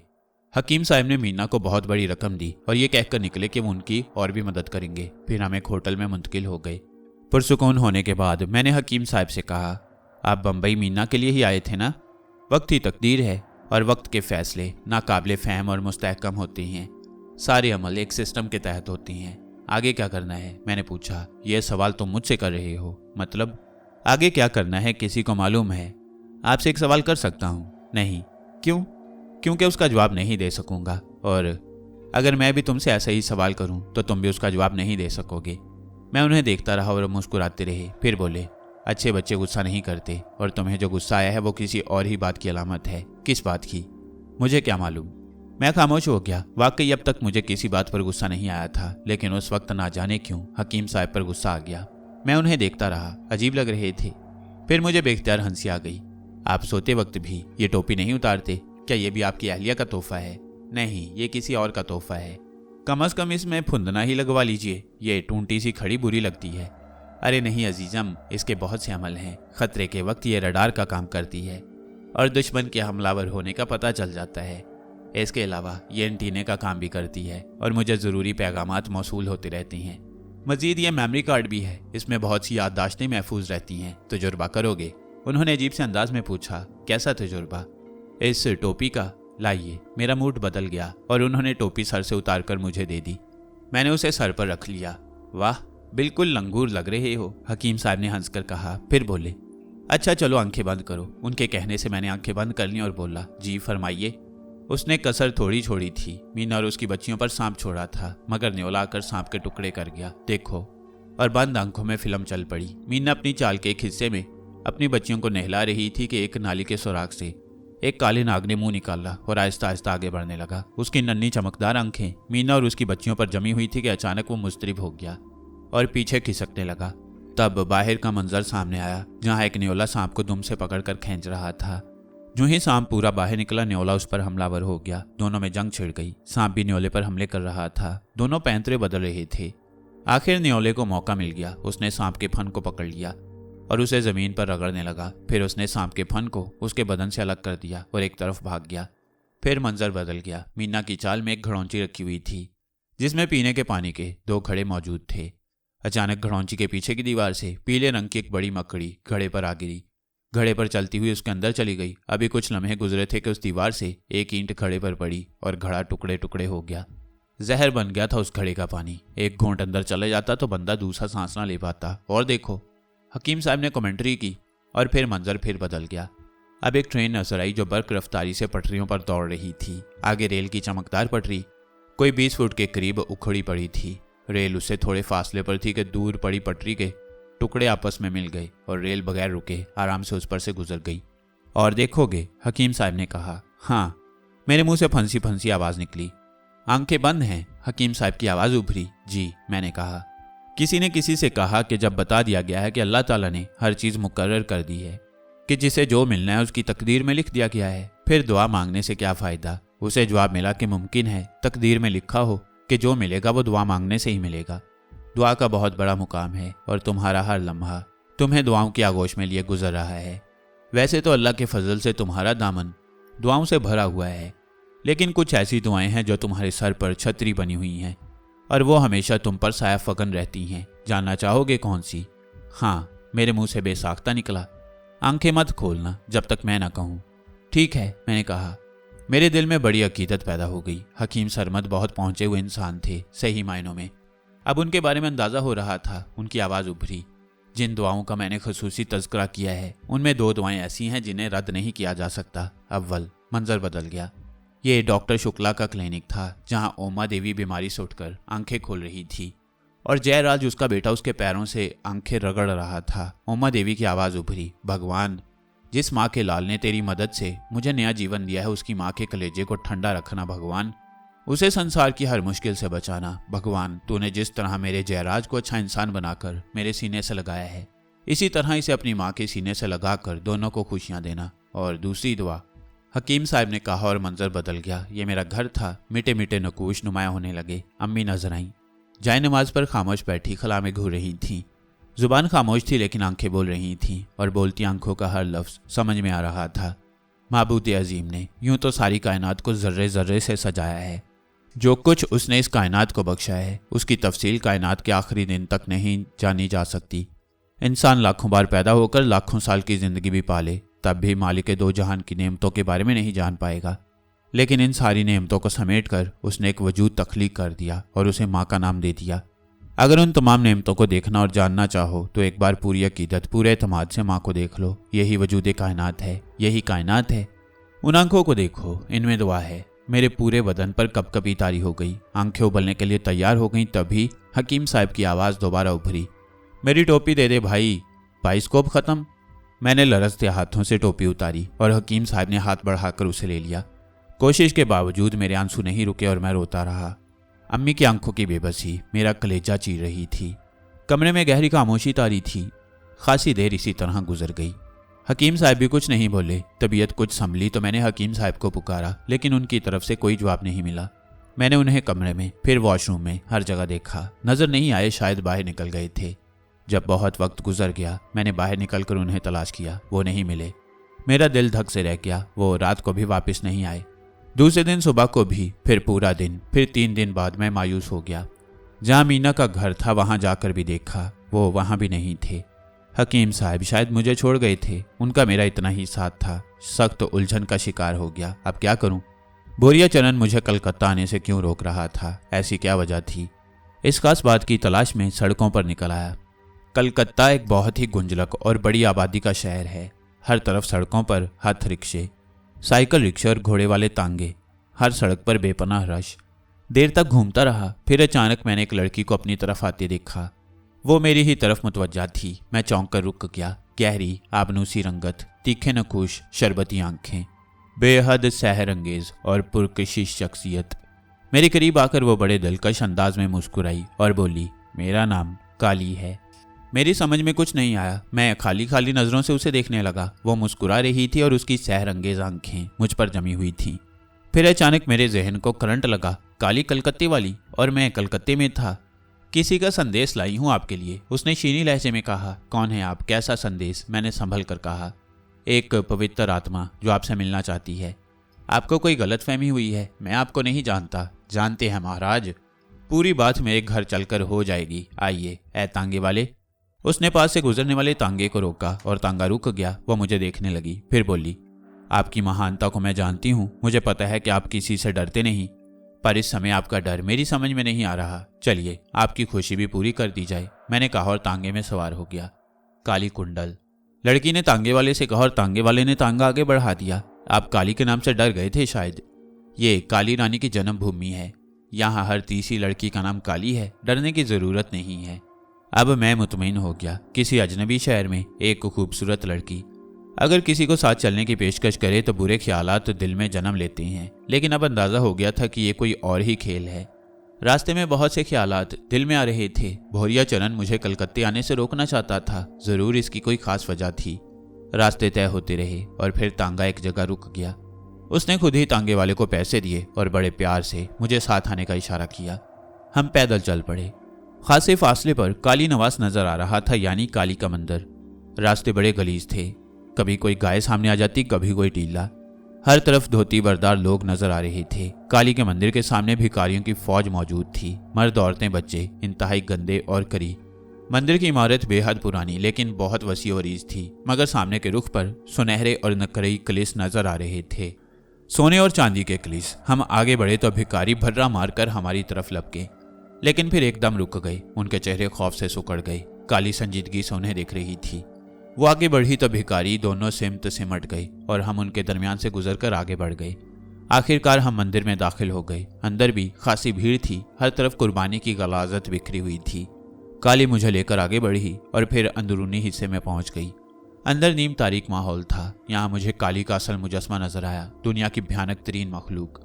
यह सुनहरी मुजस्मा 4 फुट ऊंचा था। कई आंखें, बहुत से हाथ, खुला हुआ मुंह, बाहर निकली सुरख जुबान। मैंने उसे देखा और फिर काली की तरफ। वो सर्दी निगाहों से उस मुजस्मे को देख रही थी। फिर मुझे एक अजीब सा एहसास हुआ। हर तरफ खामोशी फैलती जा रही थी, एक अजीब सी खामोशी, जैसे बेशुमार लोग यहाँ से चले गए हों। मैंने एक बार फिर लड़की की तरफ देखा। वो पथराई हुई खड़ी थी। लग रहा था जैसे सो गई हो। फिर वो चंद कदम आगे बढ़ी और काली के मुजस्मे के बिल्कुल पास जा खड़ी हुई। उसके मुंह से चंद नामानुस अल्फाज निकले और फिजा में सफेद धुआं बुलंद होने लगा। धुएं में बड़ी तेजी थी, आंखों में मिर्चें लगने लगी और मैंने दोनों हाथ आंखों पर रख लिए। ऐसा सिर्फ चंद मिनट हुआ, फिर एकदम ठंडक सी महसूस हुई। मैंने आंखों से हाथ हटा लिए, फिर एकदम हैरान रह गया। मंदिर की शक्ल बदल गई। वह भयानक मुजस्मा अब वहां मौजूद नहीं था, बल्कि उसकी जगह एक ज़र-निगार तख्त नजर आ रहा था और उस पर वही लड़की नजर आ रही थी, लेकिन बड़ी शान के साथ। तख्त के साथ कई पुजारी योगा के अंदाज में बैठे हुए थे। काली के चेहरे पर जलाल नजर आ रहा था। उसने एक बार फिर किसी मानूस जुबान में कुछ कहा और कहीं दूर से आवाज आई, जय महाकाली। काली के इर्द गिर्द बैठे पुजारियों ने बुलंद आवाज में उन अल्फाज को दोहराया। तब काली की आवाज उभरी, भोरिया चमार को बुलाओ। मैं चौंक पड़ा। भोरिया चमार यकीनन भोरिया चरण को कहा गया था। मेरी निगाहें मंदिर में बदले हुए इस माहौल का बड़ी दिलचस्पी से जायजा ले रही थीं। कुछ दूर कोई तहरीक महसूस हुई, फिर कुछ लोग नजर आए जिनके दरमियान भोरिया चरण मौजूद था। उस वक्त उसके निचले बदन पर सिर्फ छोटी सी धोती थी, सूखा चमर्ख, लेकिन उस वक्त उसके चेहरे पर खौफ नजर आ रहा था। उसे लाने वाले करीब आ गए और उसे काली के सामने खड़ा कर दिया गया। मैंने भोरिया के बदन में थरथरी दौड़ते देखी। वो सहमी नजरों से काली को देख रहा था। कहा था तुझसे उस समय, चमार की औलाद के बड़ाई बड़ों को मिलती है, नीच नीच ही रहते हैं।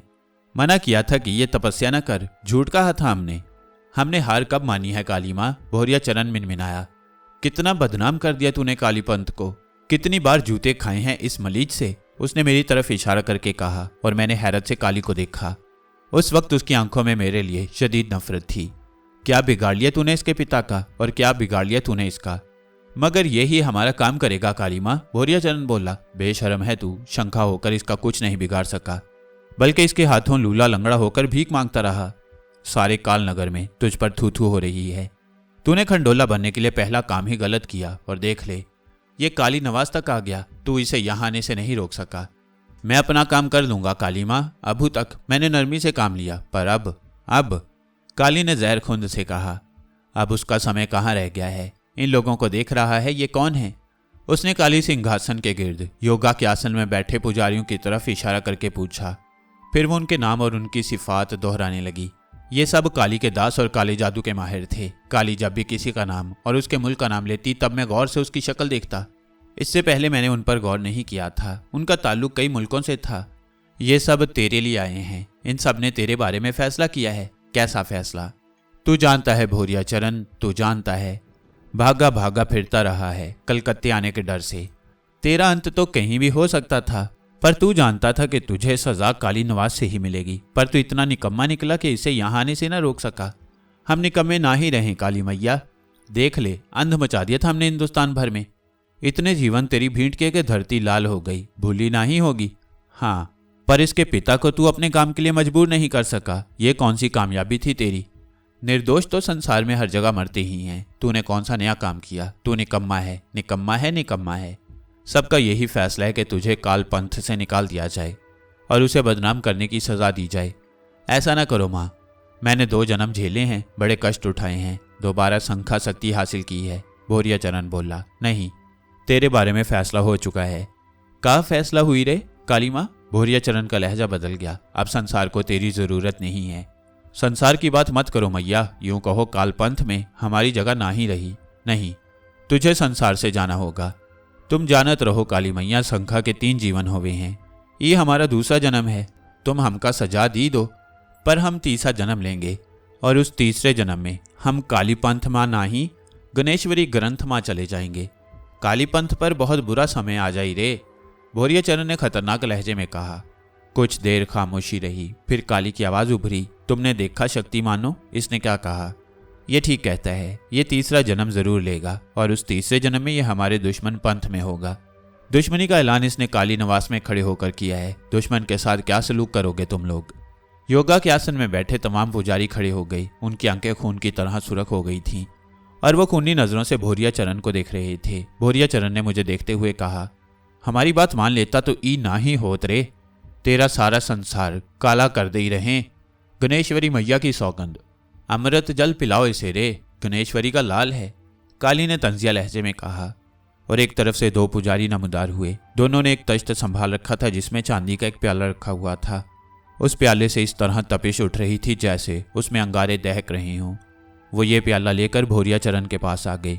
ई कारे, भोरिया चरण खौफजदा लहजे में बोला, अमृत जल है, ये तुझे सीधा गणेश्वरी के चरणों में पहुंचा देगा।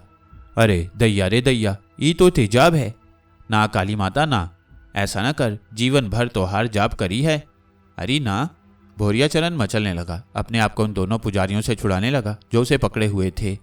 एक बार वो उनके चुंगल से निकलकर भागा तो सारे पुजारी उसके पीछे दौड़ पड़े और उसे आन की आन में जा लिया। फिर वो उसे घसीटते हुए काली सिंहासन के सामने ले आए। भोरिया चरण चीख रहा था, ना काली माँ, ऐसा ना कर, लेकिन पुजारियों ने उसे नीचे लिटा दिया। वो लातें घोंसे से चला रहा था, लेकिन बेशुमार पुजारियों ने उसे दुबोच रखा था। उन्होंने जबरदस्ती उसका मुंह खोला और सियाल उसके हलक में उंडेल दिया। उसकी आंखें उबल पड़ी, आवाज घुट गई। कातिल सियाल, जो तेजाब था या जहर, उसके हलक में जा रहा था। कुछ ही लम्हों में वो साकित हो गया। उसके बदन से जगह जगह से धुआं उठ रहा था। इसके बाद पुजारी ने उसे पैरों से कूटना शुरू कर दिया और उसकी हड्डियां चूर चूर हो गईं। गणेश्वरी के होने वाली पंथी को हमने पैदा होने से पहले खत्म कर दिया, काली की आवाज उभरी। मैंने भोरिया चरण का इंजाम देख लिया। उसे उसी ने मारा था जिसके बल पर वो दुनिया का सबसे ताकतवर शैतान बनना चाहता था। ये सब मेरे सामने हुआ था, लेकिन मेरे दिल में खौफ का शाइबा भी ना था। तब काली ने नफरत भरी नजरों से मुझे देखा, फिर बोली, तुझे ये सब दिखाने के लिए मैं यहाँ लाई थी। इसका अंत तेरे सामने होना था। यहाँ कोई दीन धर्म का काम मत करना, अभी तुझे यहाँ से बाहर निकाल दिया जाएगा। ये पवित्र स्थान है, यहाँ किसी मलीज के लिए जगह नहीं है। मैं हंसने लगा। तू घबरा रही है काली, अपने घर में होकर घबरा रही है। तू जिसे पवित्र स्थान कह रही है, हम उसे एक इंतहाई नापाक जगह तस्वुर करते हैं। काले जादू का कोई धर्म नहीं होता, उसका बानी शैतान है और उसके पैरोकार शैतान के चेले, जिनका कोई मजहब नहीं। भोरिया चरण खत्म हो गया, लेकिन मैं ये जानती हूँ कि ऐसा तेरी वजह से हुआ है। तू क्या समझता है मैं तुझे छोड़ दूंगी? जा, निकल जा यहाँ से, बाहर तेरे लिए नर्क तैयार है। जाऊं? मैंने मुस्कुराकर कहा। जंगासिरी, इसे दरवाजे से बाहर निकाल दो, काली ने कहा और तख्त से नीचे उतर गई। एक पुजारी ने कहा, आओ। मैं उसके साथ आगे बढ़ा और उस हॉलनुमा जगह से बाहर आ गया। बहुत से अजनबी रास्तों से गुजरकर, जिन्हें मैंने यहाँ तक आते हुए नहीं देखा था, मैं बाहर निकल आया। लेकिन बाहर का मंजर बड़ा सनसनीखेज था। यूं लगता था जैसे डाकुओं के किसी पूरे गिरोह से निपटने की तैयारियां हों। जहां तक निगाह जाती पुलिस के जवान नजर आ रहे थे। बेशुमार पुलिस वाले राइफलों से पोजीशन लिए मुस्ताद थे। मैंने हैरानी से ये मंजर देखा। मंदिर के दरवाजे से चंद गज दूर पुलिस के आला ओहदेदार नजर आ रहे थे। उनमें से एक भारी भरकम ऑफिसर ने, जिसके हाथ में पिस्तौल नजर आ रहा था, मुझ पर पिस्तौल तानकर करख्त लहजे में कहा, डॉक्टर कामरान मसूद, तुम्हें हिरासत में लिया जाता है। किसी भी फरार होने की कोशिश पर तुम्हें फौरी हलाक कर दिया जाएगा। एक ही बात है एसएसपी साहब, हलाक कर दें या हिरासत में ले लें, क्योंकि हिरासत में लेने के बाद आप यही अमल करेंगे, मैंने मुतमईन लहजे में कहा और हाथ आगे बढ़ा दिए।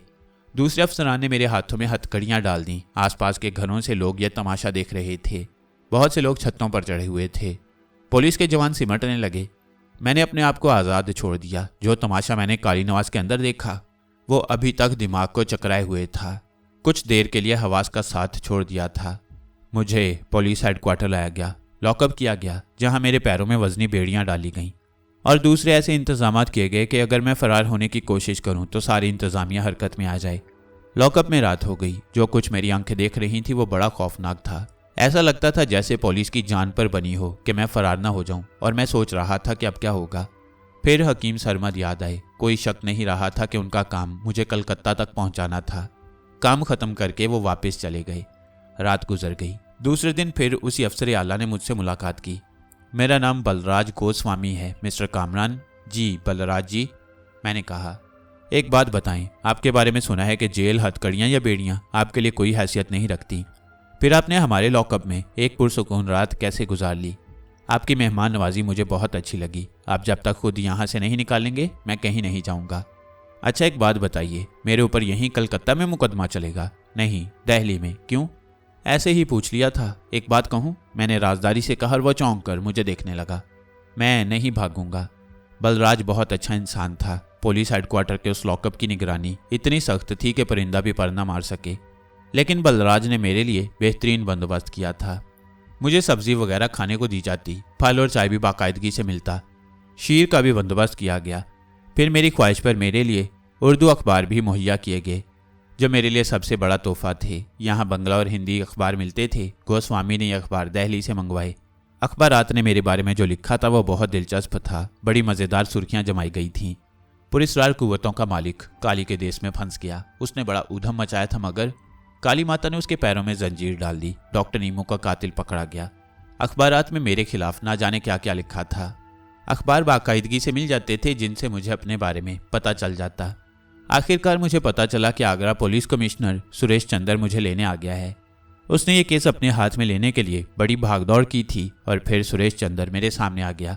तुम्हें मौत की सजा दिलवाकर तरक्की पाने की कोई ख्वाहिश मेरे मन में नहीं है डॉक्टर कामरान। बस अपनी मौसी की आत्मा को शांत करना चाहता हूँ।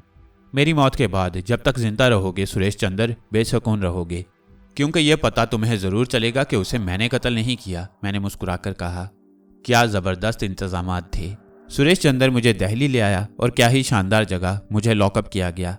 एक बहुत ही कहा बार अमल और किया गया था, वो ये कि मेरी निगरानी के लिए पुलिस तो थी ही, बहुत से साधु संतों का भी इंतजाम किया गया जो उन पुरस्कार कुव्वतों से मुकाबले के लिए बुलाए गए थे, जो नामालूम तरीके से मुझे हर कैद से आज़ादी दिला देती थीं। आखिरकार मुझे अदालत में पेश कर दिया गया। इब्तदाई कार्रवाई के बाद मुझसे पूछा गया कि आपने ये कत्ल किया है। नहीं, मैंने जवाब दिया। क्या आप इस बात पर रोशनी डाल सकते हैं डॉक्टर कामरान कि अगर आपने डॉक्टर नीमू का कत्ल नहीं किया तो फिर वो आपके बिस्तर पर मुर्दा कैसे पाई गई? मैं नहीं जानता, मैंने जवाब दिया। फिर बहुत से सवालात मुझसे किए गए, मगर मैंने उनके जवाब देने से माजरत कर ली। मैंने कहा कि इस एक जवाब के बाद मैं कोई और जवाब नहीं दूंगा कि मैंने उसे कत्ल नहीं किया। अगर सबूत और शवाहिद मेरे खिलाफ हैं तो मुझे सजा दे दी जाए। सुरेश चंद्र ने मेरा रिमांड ले लिया, लेकिन दूसरे दिन ही खबर मिली कि पूरे हिंदुस्तान की मेडिकल ऑर्गेनाइजेशन ने 4 घंटे की हड़ताल की है। उनका मुतालबा था कि एक पुरवकार और बेपनाह काबिल डॉक्टर की शख्सियत का एहतराम किया जाए और उसे कोई जिस्मानी नुकसान न पहुंचाया जाए। मेरे लिए कोई काबिल वकील किया जाए और जब तक मेरे बारे में सज़ा का फैसला ना किया जाए मुझे हर तरह की सहूलत दी जाए। मैं इस खबर से बहुत मुतासिर हुआ। दूसरी पेशी के बाद मुझे जेल भेज दिया गया। सुरेश से इस बार मेरी मुलाकात नहीं हुई, लेकिन जेल में उसने मुझसे मुलाकात की। उसके चेहरे पर तंजिया मुस्कुराहट थी। आप अभी तक नहीं भागे? वो बोला। मौके का इंतजार कर रहा हूँ, मैंने हंसकर कहा। इस बार देर हो गई, उसने तंज किया। हाँ, इसके लिए मुआफ़ी चाहता हूँ, मैंने कहा और वो हंस पड़ा। आप यकीन करें डॉक्टर, अगर आप मेरी मौसी के कातिल ना होते तो आपसे दोस्ती करता, लेकिन मौसी मुझे बहुत प्यारी थी। और अब उसने अपना उल्टा हाथ सामने किया जिसमें जस्त का एक कड़ा पहना हुआ था। फिर बोला, ये एक सौगंध है। हथकड़ी डाली है मैंने अपने हाथ में, उस वक्त उतारूंगा इसे जब आपको सजाए मौत हो जाएगी। गुड, मैंने मुस्कुरा कर कहा। वह मुझे नफरत भरी नज़रों से देखता हुआ वहां से चला गया। यहाँ आए 8वीं रात थी। बस सोता जागता रहता था। अक्सर जब नींद नहीं आती तो नफल पढ़ने बैठ जाता और मेरे वजूद में सुकून का समंदर मौजन हो जाता। उस वक्त भी अल्लाह के सामने सर बसजूद था कि लॉकअप के दरवाजे पर आहट महसूस हुई। सजदे से उठकर सर फेरा और सलाखों के दरवाजे की तरफ देखा। बाहर हर वक्त तेज़ रोशनी रहती थी ताकि मुझ जैसे खतरनाक कैदी पर निगाह रखी जा सके। उस तेज़ रोशनी में मैंने उन लिबादा पोशों को देखा जिनके चेहरे तक ढके हुए थे। उनमें से एक सलाखों वाले दरवाजे को खोल रहा था। लम्हों के अंदर दरवाज़ा खुल गया और 5 अफराद अंदर दाखिल हुए। पूरे कैद खाने में सहर अंगेज खुशबू फैल गई। मैं आंखें फाड़े उन्हें देखता रहा। चलो, उनमें से एक ने आहिस्ता से कहा, लेकिन यह आवाज़ मुझे जानी पहचानी महसूस हुई। अलबत्ता ये याद नहीं कि किसकी आवाज़ थी। मैंने बाहर गश्त करते मुसल्ला संतरियों को देखा। वो उसी तरह अपनी ड्यूटी पर मुस्ताद थे। आओ, उसी लिबादा पोश ने कहा और मेरी कलाई पकड़ ली।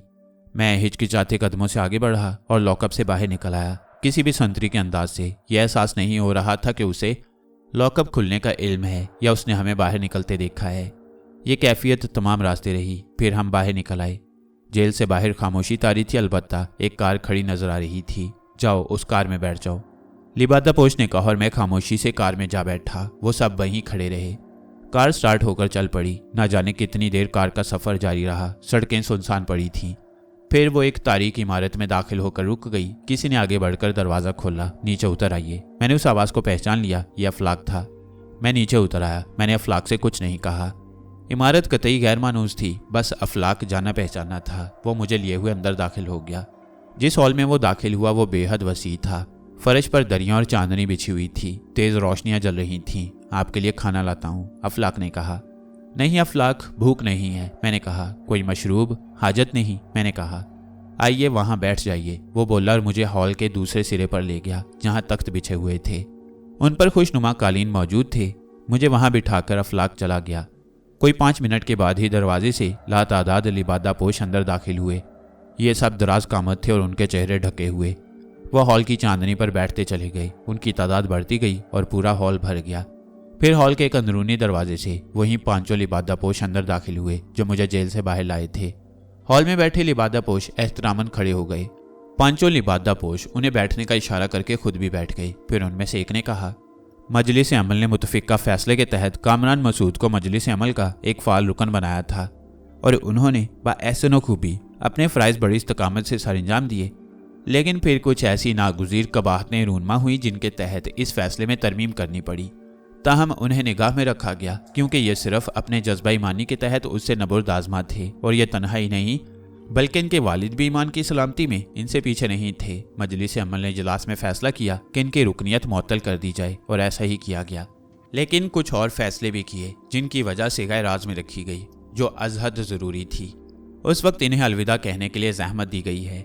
हम आपके किरदार और अमल से बहुत खुश हैं और आपको पूरे खलूस से अलविदा कहते हैं। चारों तरफ से अलविदा की आवाज़ें आने लगीं। फिर यह मजलिस ख़त्म हो गई लेकिन मुझ पर सहर तारी था। सोचने समझने की कुव्वतें सलब हो गई थीं। मुझे जिस तरह लाया गया था उसी तरह वापस लॉकअप में पहुंचा दिया गया। मुझ पर कड़ी निगाह रखने वाले उसी तरह मुस्ताद थे। लॉकअप में आने के बाद मुझे जैसे होश आ गया। इस पूरे अमल में ना जाने कितनी देर लगी उसका अंदाज़ा नहीं हो सका।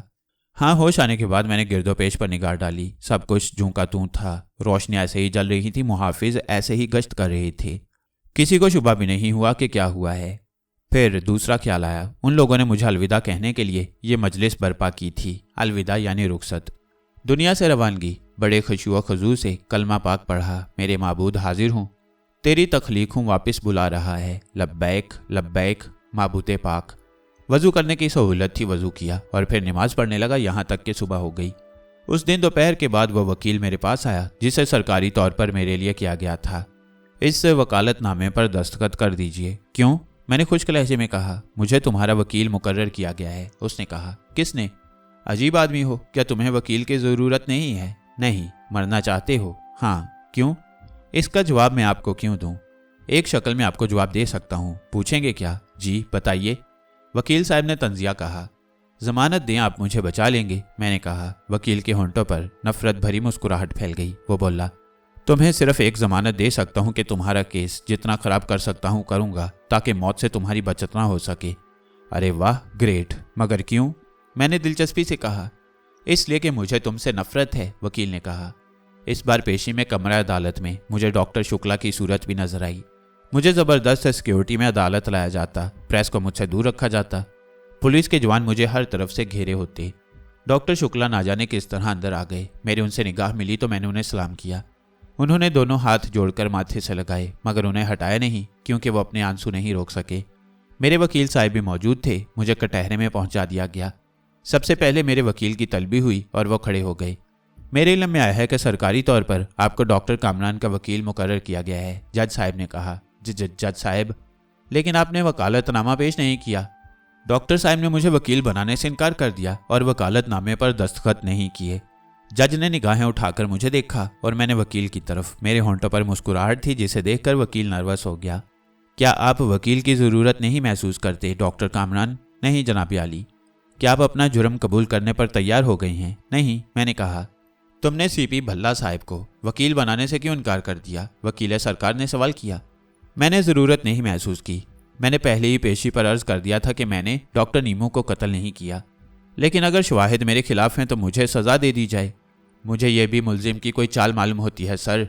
तमाम सबूत मौजूद हैं। सारी रिपोर्टें गवाही देती हैं कि मुलजिम ने हमारी मायानाज डॉक्टर नीमू को वैश्याना तरीके से कत्ल किया।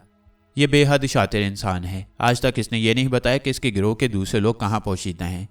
मेरी दरख्वास्त है जनाबे वाला कि इसे बदतरीन सज़ा देने में देर न की जाए वरना यह फरार हो जाएगा, क्योंकि इससे पहले भी ये कई बार पुलिस के चुंगल से शातिराना तौर पर फरार हो चुका है। इसके गवाह पुलिस कमिश्नर सुरेश चंद्र जी हैं। वकील सरकार ने सुरेश की तरफ इशारा किया और सुरेश ने गर्दन खम की। इससे पहले कि फाजिल जज इस बारे में कुछ कहते, कमरा अदालत में आगरे का पुलिस डिपार्टमेंट का हीरो अर्जुन ठाकर दाखिल हुआ। चूंकि वो पुलिस की वर्दी में था इसलिए उसे अंदर दाखिल होने से नहीं रोका गया। जज ने उसे नाखुशगवार अंदाज में देखा था। माजरत चाहता हूँ सर, इसी केस के सिलसिले में एक दरख्वास्त पेश करना चाहता हूँ। इस केस के सिलसिले में? जज ने पूछा। जी मी लॉर्ड, अर्जुन ठाकुर ने कहा और जज साहब ने गर्दन हिला दी। अर्जुन ने एक फाइल दरमियान से खोलकर पेशकार की तरफ बढ़ा दी। पेशकार ने उसे अदब से जज की खिदमत में पेश किया। पूरे कमरे अदालत में तजस्सुस की लहर फैल गई। लोग सवालिया नजरों से जज की तरफ देख रहे थे। खुद जज के चेहरे का रंग बदलता जा रहा था। दरख्वास्त पढ़ने के बाद वो कुछ लम्हे खामोशी से सोचते रहे।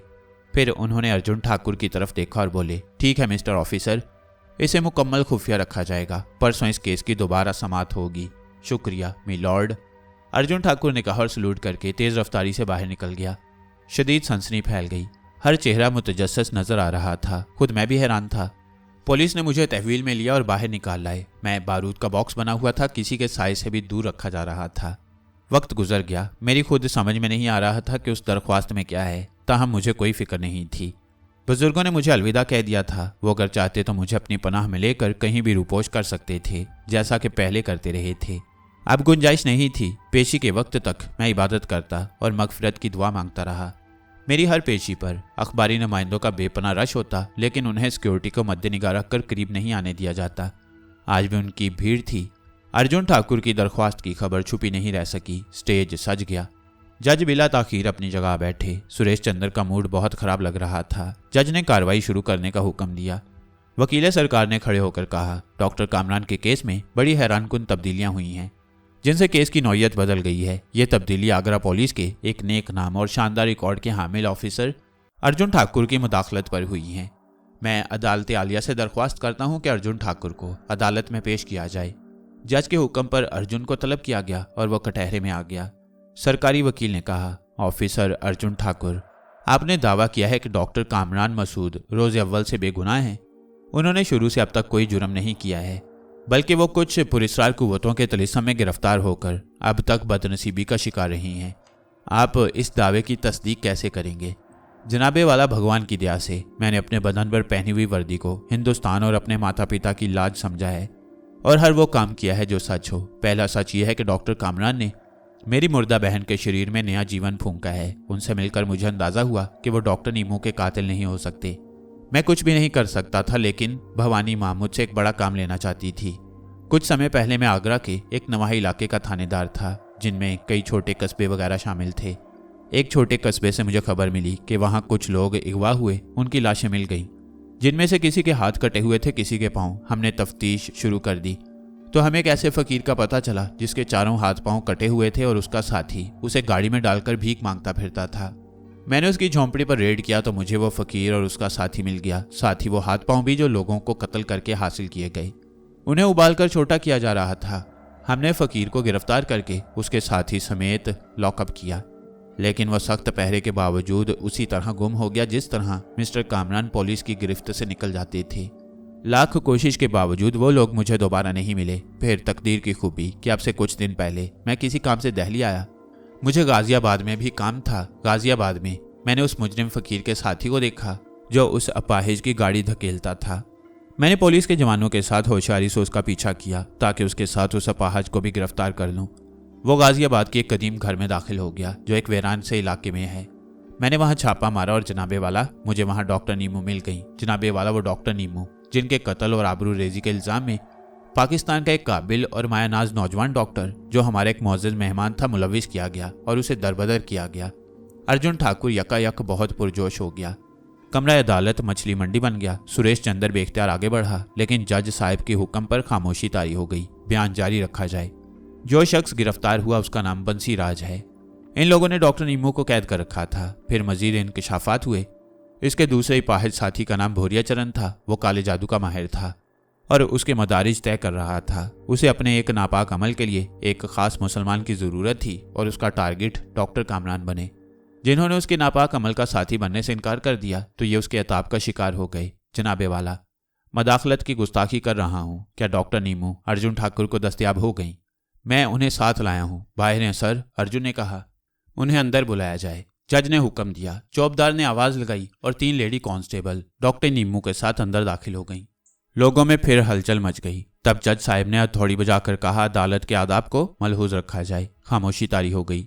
सुरेश चंद्र का चेहरा आग की तरह सुर्ख हो रहा था। उस पर जो कैफियत तारी थी वो नाकाबिले बयान थी। कार्रवाई जारी रखी जाए। बंसी राज ने बड़े अनोखे इंकशाफात किए हैं मी लॉर्ड। क्या बंसी राज आपकी तहवील में है? जी, मैं उसे भी साथ लाया हूँ। पेश किया जाए। बंसीराज ने कटहरे में खड़े होकर लंबी कहानी सुनाई जो मेरे वालिद साहब के ज़माने की थी और मुझ तक पहुंची थी। उसने भोरिया चरण के खात्मे की खबर भी सुनाई। वकील सरकार ने उसे पूछा वो लाश किसकी थी जो डॉक्टर नीमू की हैसियत से पेश की गई। पूर्णी थी वो, 7 पूर्णियां कब्जे में थी महाराज भोरिया चरण के। जादू की औरतें थीं जो 100 बार मर सकती थीं, 100 बार जी सकती थीं, कोई भी शक्ल बना सकती थीं। डॉक्टर नीमू का भी मुख्तसर बयान लिया गया। उसने हाथ जोड़कर मुझसे मुआफ़ी मांगी और कहा काश आपको मेरे नाम के साथ मुलविस न किया गया होता।